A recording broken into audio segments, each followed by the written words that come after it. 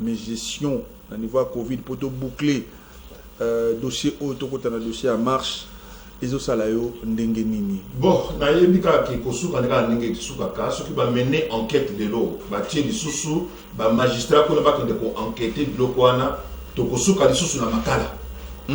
Ça c'est une réalité, il faut qu'on se dise la vérité. Ce qui va tie ba magistrat lelo ba kende ko enquêter sur gestion à ba fond ya Covid to kosuka neti procès à 100 jours. D'autant plus que biloko wana c'est tout encore une fois géré à la présidence de la République. Ozomona nana yebite eloko nini ezwa bande ko na biso ya présidence eloko nyonso yeye il faut ya awa batie gouvernement parallèle mo bien donc moralité lelo ilunga ilungama aza épargné na makambo nyonso parce que la plupart ya biloko ezo yindawa eza géré na présidence de la République et biloko wana nyonso eza biloko eza pour répondre na orthodoxie budgétaire lisusu te. Ça dit que il y a biloko moko eza ki budgétisé te bazo ko ba fond ozo uta externe pour gérer ma bloc. Donc, oyo équipe à Covid-19 oyo. Il faut toyer bakayango que ils a géré la présidence de la République. Ministre était longo dans le ministère, dans le gouvernement. Le gouvernement mène la politique sanitaire. Mais le président n'a lobby boye. Na oya état d'urgence sanitaire wana équipe wana task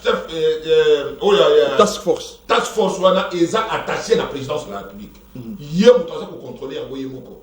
Donc ils a sous contrôle. Il y a aussi une caisse de solidarité. Mais oui, qu'est-ce que wana de Bousso ba nommé ba monseigneur na kati ba boyi. Na lobela kangwa oh yo tie monseigneur ya yebi biloko na ya ba je vous salue Marie pleine de grâce. Oh ba notre père. Il y a ma gestion mo. Il y a ko tie biloko ba mbongo gérer a boy na makam. OK. Alubi a wana boyna ko komani kamere. Pour ceux qui y a meki ko gérer mbongo ata muke l'état a na droit ya ko contrôler na muke wana. Yaka wana parquet et lo que c'est boito bo taraka na monseigneur tene na ngana ko se faire humilier bikola ba mbongo wana. Mais vous n'avez dignité naïe. Il y a un Bible qui donne à César ce qui est à César, à Dieu ce qui est à Dieu. On ne peut pas servir deux maîtres à la fois. Merci. Deux hommes de Blokwana. Voilà. Mais Baye pour recadrer le Kouana, ils ont la carte il y a présidence de la République. Mais tous Oyoka, Batu Bafutamité, lobby Oyo Eleki, Ba médecin na primature, Batoni pour réclamer Bango P, Ba salaire na Bango, Ba régularisation de la situation financière na Bango. Donc, au-delà, il y a un bon il faut pas faire ça, l'équipe pour la riposte, il y a Covid-19. Il fallait qu'on trouve un fonds nécessaire pour répondre aux problèmes sanitaires d'une manière générale. Namutu, oya kenaki ko lutter na biloko ya Covid. Na oya zo lutter na ba maladie musu na kati hôpital. Bango nyoso baza ba minganga. Ezate que oyo asala kiso ki beaucoup plus grave que le sport et là on va pas ba Covid na ba sanya na kati ko na omona moté. Il faut qu'on se le dise. Voilà. Et là on va passer les exati. On va évaluer. On va annoncer les de quoi annoncer à la télévision et Matibo yo na sur Bangi oh ni boy ko no wana. Ils ont fait sa objectivité scientifique. Voilà. Ils appellent le coût et les Voilà. Donc, on va évoluer. Il faut trouver un fonds sanitaire. Il faut répondre et la bloc à la Covid, na ba médecin, ne se pas foutre à Bango. Voilà. Augustin, une ou deux questions avant que de ces marches. Une seule question d'ailleurs. Michel Kitoko, on dit que le Bélalikamwa gestion, il y a fonds alloués dans le coronavirus. Vous venez tout à l'heure de lire un article justement qui fait savoir que Boyo Kaneza Penzate entre le ministre et son vice et son vice plutôt.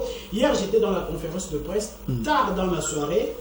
Oyo était Longondo Atena Kidobi, il voulait justement éclairer l'opinion sur la gestion des fonds alloués au coronavirus. Dans un exemple, il y a des infections, il y a palais du peuple. C'est $200 000 pour désinfecter le palais du peuple. Alors, on a le Biboye, débourser $80 000.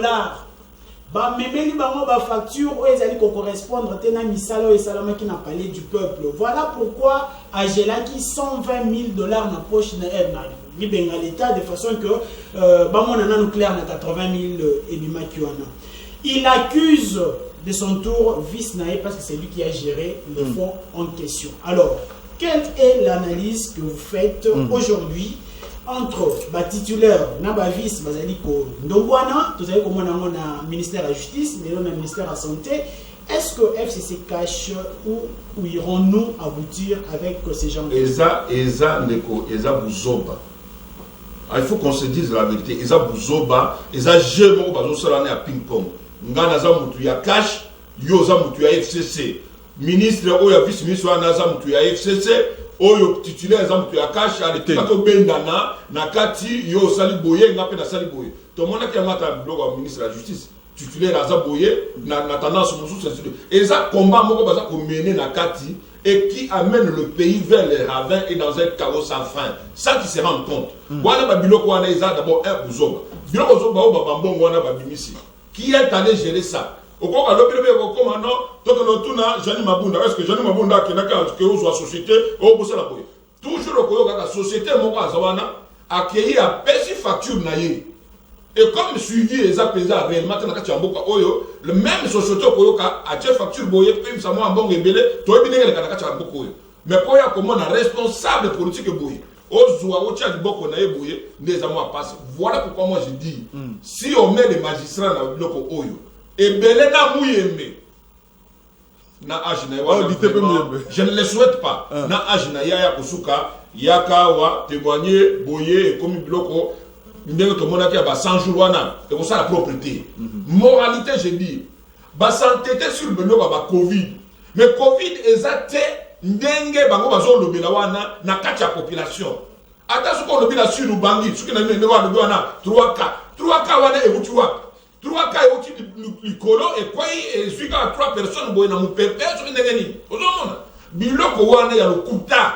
Lokuta wana ndezo mema gouvernement oyo politique oyo na mabe na busoto. Il faut qu'on se dise. Ndeko Michel entre-temps bambo ezali ko bima ebele pour na makambo susu neti ba désinfection oyo ya ba immeuble ya nene. Entre-temps les prestataires réclament ba arriéré na bango ebele. Bazali ko prester, bazali ko futa maté. Où sont passés mais yango na za ko lobande ko. Tango ba confiner Gombe awo. Tango ba confiner Gombe comment kini? To lingi to désinfecter Gombe. Et l'on corona et l'on na nzoto ya batu et comme na ba bâtiment.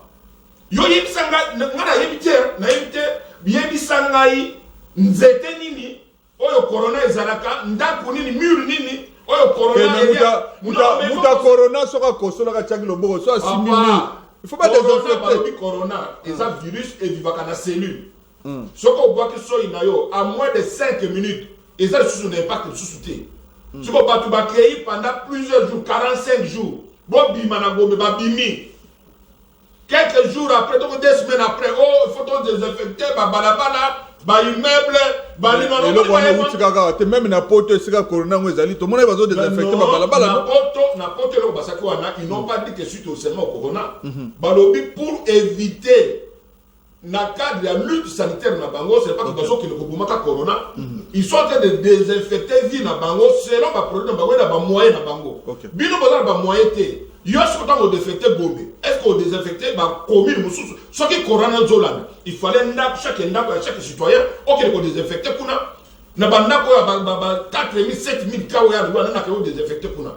Plus grave encore, ministère de la santé, Azalaka l'équipe n'a pas de désinfection. Pourquoi l'équipe doit être sur la Moussalati? Pourquoi comme il faut louer? Babani produit mon Kingaboa, Obaya Awa, papa qui nous a Moussalana, non seulement des amis, non, voilà. Tant que cop est côté na 4. Na oyazo lo bawana. Na oyazo le banike. Bangomi bale bayebi et loko ni bazo la de na kuna. Voilà. Na olo bawa. Bilo ba Covid oyo. Nenge mukonzambo ka ndimaki amona kati ya Congo. Ezo mema mboka na likama, ezo mema mboka na ravin. Parce que le long sur le plan économique, tant que c'est chaos. Bilo na bilo ya ba Rosal Malonda, Oseni oyo. Et pas au côté voilà. Entre-temps, bande Rosé Belé, vous avez la tranche d'animation matinale à partir à Banda Konabino. N'oubliez pas de répondre à la question du jour, hein, qui sera encore affichée par la réalisation. On va lire rapidement quelques messages avant de temporiser un peu ton côté à ce qu'on a dossier à marche. Parce que Bandero Mingi na Minicho, Botali Banzela, Ezali Mouakoka, Bandero Nos Bazali, direction Moko. Chute, point de chute, vous allez bon à l'Assemblée nationale et pas on a évité votre mémo, mais point de chute, on a différentes marches. Salut, moi c'est Ruth Kanyanya. La réponse est C. Ça c'est par rapport à la question du jour. Où les alliés, vous allez quand on a dimension, il y a terrain à football senior parce qu'aujourd'hui on parle sport. mais toko t'as quand même l'actualité net de Solana de Michel Kitoko. Voilà, la question est devant vous. De comme ça répondre à salut, voici Matt, c'est JVC Mbandou. Les terrains seniors mesurent 120 mètres de longueur et 50 mètres de largeur. Merci, je salue mon vieux Yannick de Panama. Voilà, merci. Salut, voici Matt, c'est Juvinci Mbandou. La réponse est C. La réponse, bonjour la RTVH, la réponse à la question, c'est l'assertion C. Un terrain de foot pour les seniors mesure 90 à 120 mètres de longueur et 45 à 90 mètres de largeur. Rémi Owanja, depuis Ngaliema. Salut, comment pour la reprise de cours? Mais la réponse, c'est C. Voilà. Voilà, Bandeko Bazali, qu'on répond à Bisso. Question à reprise de cours, tu retournes à Mopekaka. Naba intervenant, Moussou Bazali, John Kabamba sera avec nous, ainsi que le docteur Amigo. Bazana Bisso, le long, on fait un effort de respecter les timings. Alors, on va prendre la page publicitaire, on fait signe, et puis on va rentrer sur ce plateau pour parler maintenant de la marche d'aujourd'hui. UDPS ainsi que les autres partis politiques, P, l'association droits humains, droits de l'homme,